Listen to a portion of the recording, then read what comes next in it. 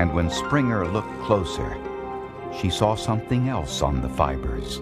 I noticed when I was looking at the fibers microscopically that there were some contaminants on the surface. It was a football-shaped particle that turned out later to be identified as a fungal spore. The same fungal spores were on the fibers from the floor mat of Kibbe's car. The human hair found on one of the victim's dress was microscopically similar to hair taken from Roger Kibbe's inner thigh. When Springer turned her attention to the pantyhose used to tie Charmaine Sopra's wrists, she noticed something which had previously been overlooked. The benefit of being a woman criminalist and working sexual assault type homicides is that we know that when the pantyhose come off, they come off inside out. Men just wouldn't know that unless they actually had pantyhose on. With the pantyhose turned the proper way, Springer discovered several small fibers on the back of the leg area.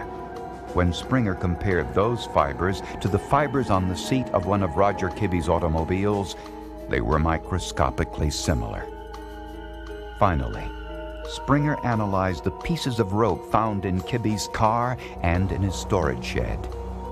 At first glance, it appeared to be identical to the rope found near Darcy Frackenpole's body. Both were made of white nylon, with 6 fibers running through the cord and 32 threads per cord.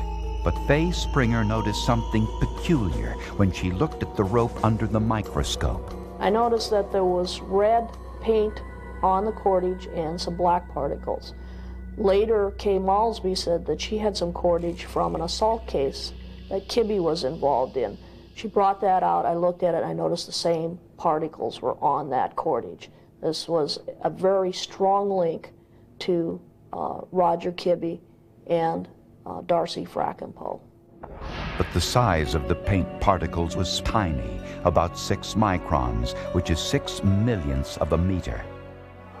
With the scanning electron microscope, scientists performed an elemental analysis of the inorganic compounds of the paint. They found 10 different elements in the paint mixture, common in the chemical formulation of red acrylic paint, but they found 2 additional elements in the paint which were not: sodium and chlorine. These were contaminants in the air when the paint was sprayed near the rope. All 3 pieces of rope had the same red paint and the same contaminants.